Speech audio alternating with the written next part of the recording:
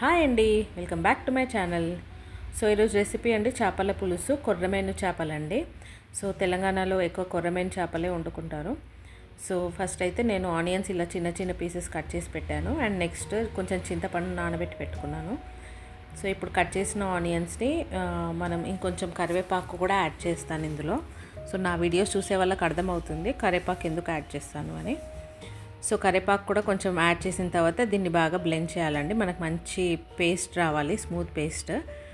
So blend చేసిన తర్వాత మనకి ఇలా లైట్ గ్రీనిష్ కలర్లో ఉంటుంది. బట్ పులుసులో కలర్ ఏం తెలియదండి.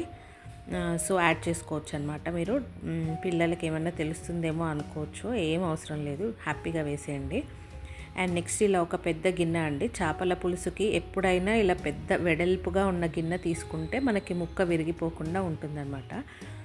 సో ఇలా వెడల్పు ఎక్కువ ఉండాలి, హైట్ కొంచెం తక్కువ ఉన్నా పర్లేదు, వెడల్పు మాత్రం ఎక్కువ ఉండే గిన్నె తీసుకొని పెట్టుకోండి.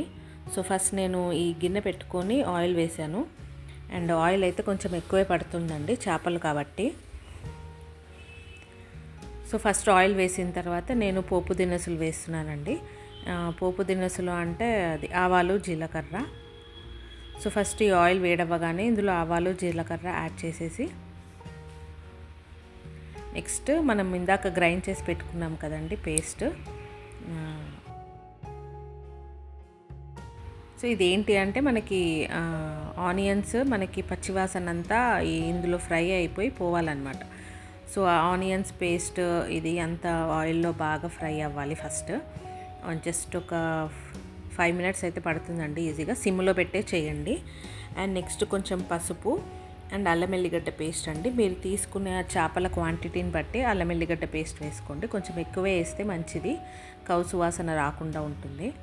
అండ్ నెక్స్ట్ కొంచెం కరివేపాకు ఆల్రెడీ అందులో యాడ్ చేసాము, బట్ జస్ట్ మన కర్రీలో కనిపించడం కోసం ఇంకొంచెం కరివేపాకు యాడ్ చేస్తున్నాను.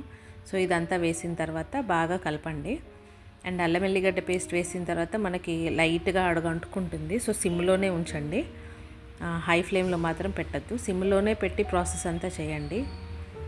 సో హై ఫ్లేమ్ ఎప్పుడు పెట్టాలి అన్నది నేను మీకు తర్వాత చెప్తాను. సిమ్లోనే పెట్టి ఇదంతా ఫ్రై చేయండి. సో ఈ ఆనియన్ పేస్ట్ మనకి అల్లం ఎల్లిగడ్డ ఇదంతా ఆయిల్లో బాగా ఫ్రై అవ్వాలి.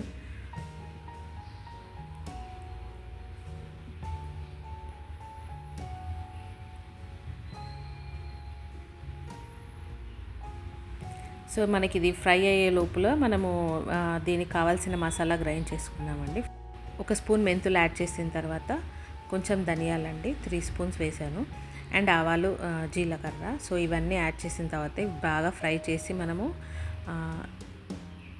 పక్కన పెట్టుకోండి. సో ఇదంతా మనకి మసాలా పౌడర్, జీలకర్ర మెంతుల పొడి అండ్ ధనియాలు కూడా ఇందులోనే వేసేసాము కాబట్టి మనకి అన్నీ ఒకేసారి గ్రైండ్ చేసేయచ్చు.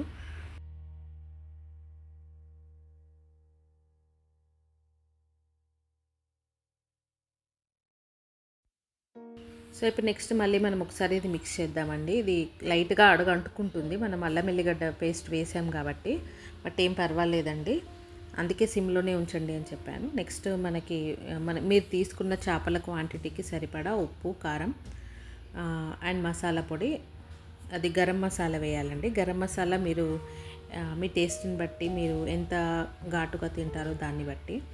అండ్ నెక్స్ట్ ఇందాక మనం గ్రైండ్ చేసుకున్నాం కదా, ఆ మసాలా అంతా వేసి ఇదంతా బాగా కలపాలి.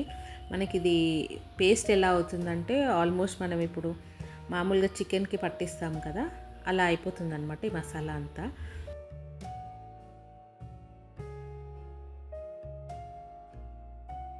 ఇలా సాలిడ్ గ్రేవీ లాగా అయిన తర్వాత మనం దీన్ని ఒక 2 to 3 minutes ఉడకనివ్వాలండి. ఎందుకంటే మసాలాలు వేసాం కదా ఇప్పుడే, సో అదంతా ఆనియన్ పేస్ట్కి దానికి పట్టుకోవాలి కాబట్టి 2-3 minutes వేగిన తర్వాత ఇప్పుడు మనం తెచ్చుకున్న చేప ముక్కలన్నీ బాగా కడిగి పెట్టుకొని ఇందులో వేసేసుకోవాలి.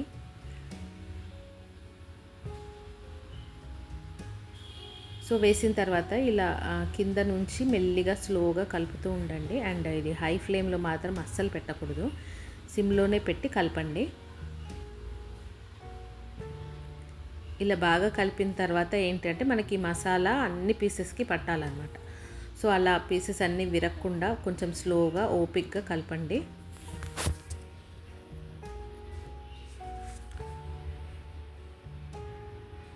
సో ఇలా మసాలా అంతా మనకి పీసెస్కి ఆల్మోస్ట్ అన్నిటికీ పట్టేసింది కదా.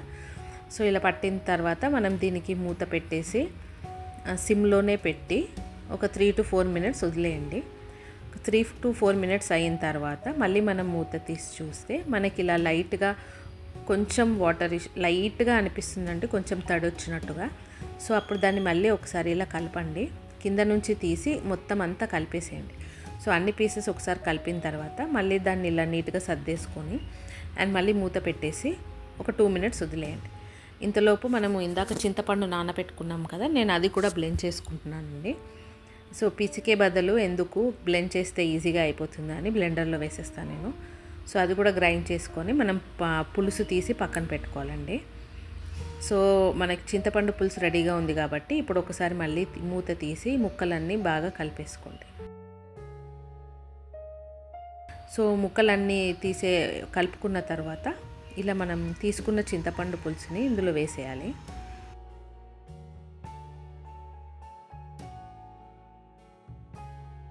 పులుసు వేసిన తర్వాత మనకి ఒకవేళ టేస్ట్ చూసుకోండి. ఒకవేళ కొంచెం పుల్లగా అనిపిస్తే ఇంకొంచెం వాటర్ యాడ్ చేసుకోవచ్చు. లేదు కన్సిస్టెన్సీ ఓకే అండ్ పులుపు కూడా ఓకే అనుకుంటే అవసరం లేదు. సో పులుసు యాడ్ చేసిన తర్వాత ఇలా కొంచెం స్లోగా కలుపుతూ ఉండండి ముక్కలన్నీ. అంటే అన్నీ ఒకేసారి కలిపేయొద్దు. అండ్ పులుసు వేసాం కాబట్టి ఇప్పుడు ఆ లిక్విడ్ కన్సిస్టెన్సీకి ఏంటంటే ముక్కలు విరిగిపోతాయి. సో మనం ఆల్రెడీ ముందే ముక్కలు మసాలాలో ఫ్రై చేసాం కాబట్టి ముక్కలు కొంచెం గట్టి పడుతుందన్నమాట. సో అందుకని ముక్కలు తొందరగా ఇరగవు.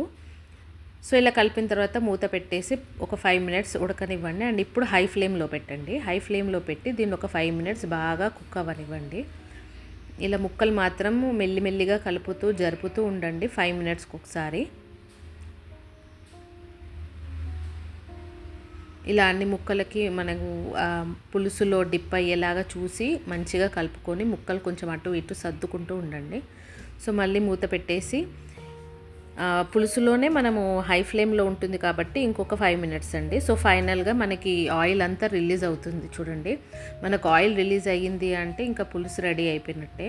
సో ముక్కలు ఇలా మనకి ఆయిల్ పైకి వచ్చేసిన తర్వాత ముక్కల్ని ఇలా చిన్నగా ఉల్టా వేసుకుంటూ ఒక సైడ్ నుంచి ఉల్టా వేసుకుంటూ రండి. సో మనకి అదేంటి అంటే ముక్కలన్నీ ఉడికాయా లేదా అన్నది మనకు అర్థమవుతుంది.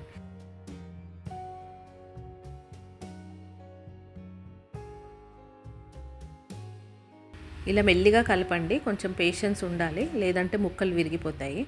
సో మూత పెట్టేసి ఇంకా ఆఫ్ చేసేసిన తర్వాత మనము సర్వ్ చేసుకునేటప్పుడు ఇలా హాట్గా సర్వ్ చేసుకుంటే చేపల పులుసు అన్నము ఆర్ చేపల పులుసు విత్ జొన్న రొట్టె అదిరిపోతుందండి.